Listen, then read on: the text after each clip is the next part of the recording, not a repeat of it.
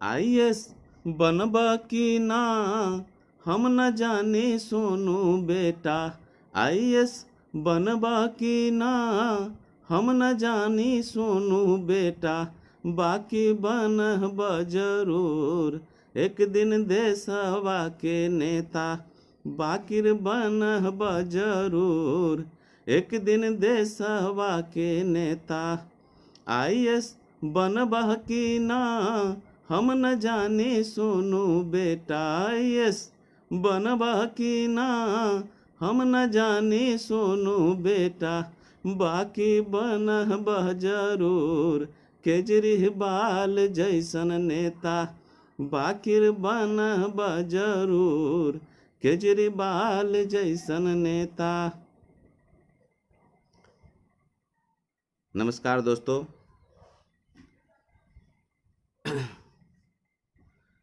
बड़े आश्चर्य की बात है कि आजकल एक सोनू नाम के बच्चा, 11 साल का बच्चा,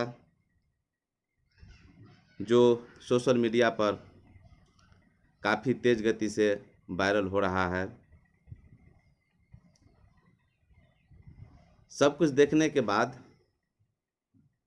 वह बच्चा एक और शाबाशी का पात्र है कि उसने इस छोटी सी उम्र में बिहार के माननीय मुख्यमंत्री जी से मिलकर अपनी समस्या रखने का काम किया। किंतु बहुत दुख की बात है कि उस बच्चे को हर चैनल, यूट्यूब चैनल, मीडिया के लोग अपनी अपनी आमदनी बढ़ाने के लिए, यूट्यूब पर व्यू बढ़ाने के लिए इस तरह से बना दिया है कि वह बच्चा एक मजाक का पात्र बन गया है।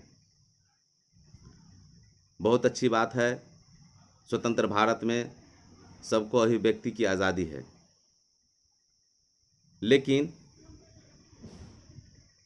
पूरा दुनिया कभी भी एक जैसा नहीं हो पाया है। सदा से अमीर गरीब, शिक्षित अशिक्षित लोग रहे हैं और आज भी हैं। यह हम नहीं कह सकते हैं कि बिहार की शिक्षा व्यवस्था बहुत ख़राब है, और यह भी नहीं कह सकते हैं कि बिहार की शिक्षा व्यवस्था बहुत अच्छा है। किंतु इतना ज़रूर कहा जा सकता है कि विद्वान लोग कहते हैं कि परिस्थिति कभी नहीं बदलती है।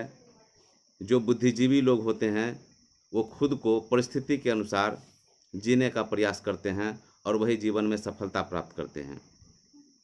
बहुत अच्छा बात है कि यह छोटा सा बालक माननीय मुख्यमंत्री जी से मिलकर के अपनी समस्या कहा, किंतु उसने दो बात कहा। एक कहा कि बिहार में शराबबंदी के बावजूद भी हमारे पिताजी शराब पीते हैं, और दूसरी बात कहा हमारे शिक्षक को पढ़ाने नहीं आता है। दूसरी बात को दबा दिया गया कि बिहार में शराबबंदी के बाद भी शराब बिक रहा है। इनकार नहीं किया जा सकता, माननीय मुख्यमंत्री जी के अथक प्रयास के बाद भी खुलेआम लोग शराब पीते हैं, और जब शराब पीते हैं तो कहीं न कहीं बिकते भी होंगे और बिकते भी हैं। और दूसरी बात, शिक्षा व्यवस्था। जिस समय हम लोग पढ़ते थे उस बालक की उम्र में 1 to 5 प्राइमरी स्कूल में उस समय भी शिक्षक थे।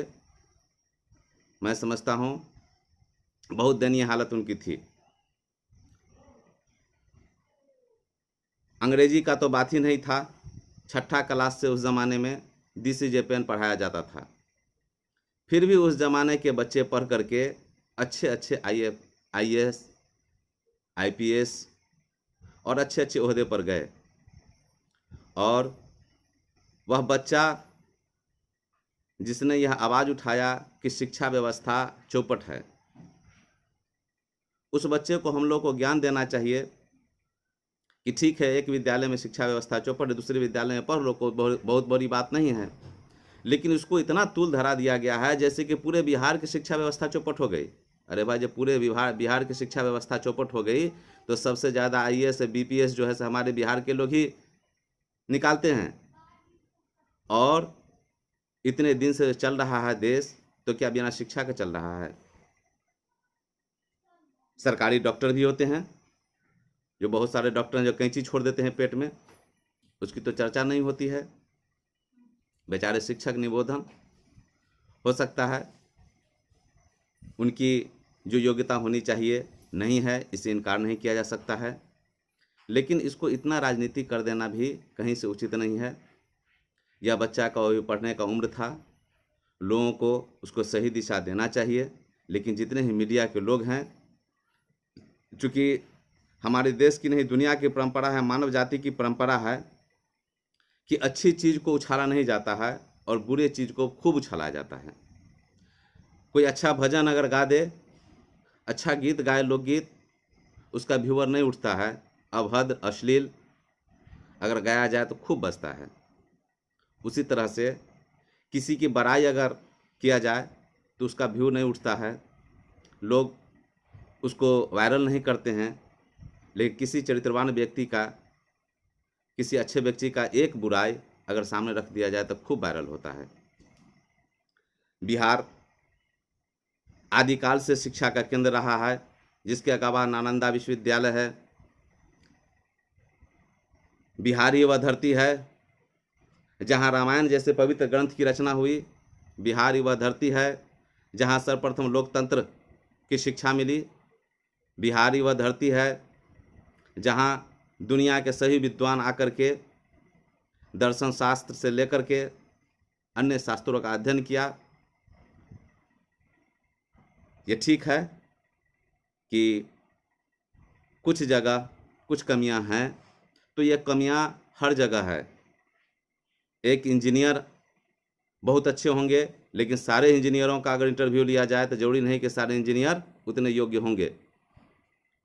कुछ डॉक्टर बहुत अच्छे हैं तो जरूरी नहीं कि सारे डॉक्टरों का, सरकारी डॉक्टरों का इंटरव्यू लिया जाए तो उस प्राइमरी स्कूल के शिक्षक से ज़्यादा बुरा स्थिति उनका होगा।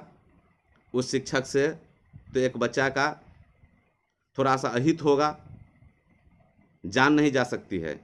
लेकिन सरकारी हॉस्पिटल के ऐसे ऐसे डॉक्टर हैं जो जिनकी योग्यता से रोज़ सैकड़ों जान जाती है, उसको नहीं उछाला जाता है।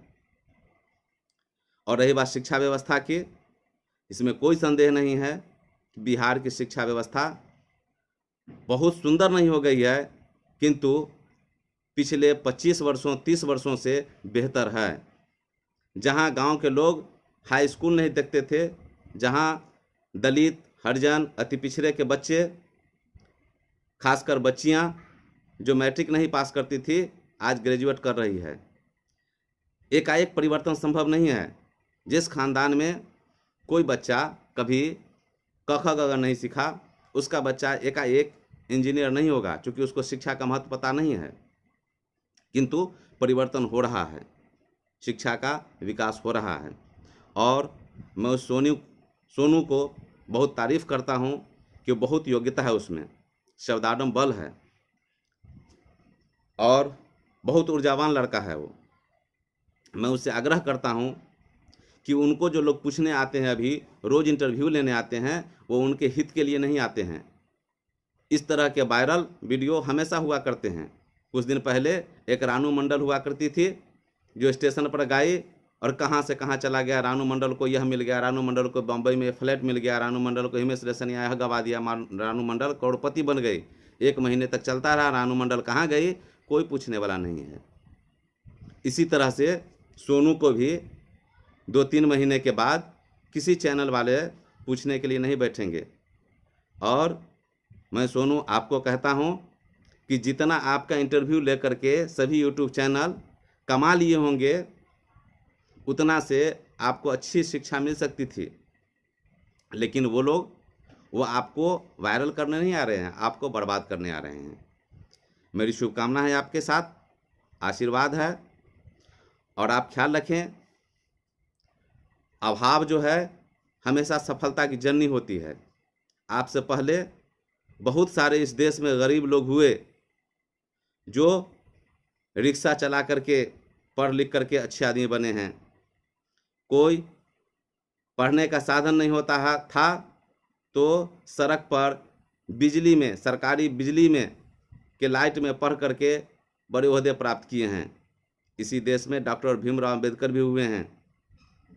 बहुत सारे गरीब लोग हुए हैं जो अभाव को नहीं देखते हैं। भाव, आगे बढ़ने के लिए अभाव की नहीं, भाव की ज़रूरत होते हैं। पढ़ने वाले बच्चे अगर होते हैं, उनको अगर कहा जाए कि बाबू कल यह चैप्टर बना के लेते आना, कल यह कविता याद करके लेते आना, जो बच्चे पढ़ने वाले होते हैं कहते जी सर, याद करके ले आता है।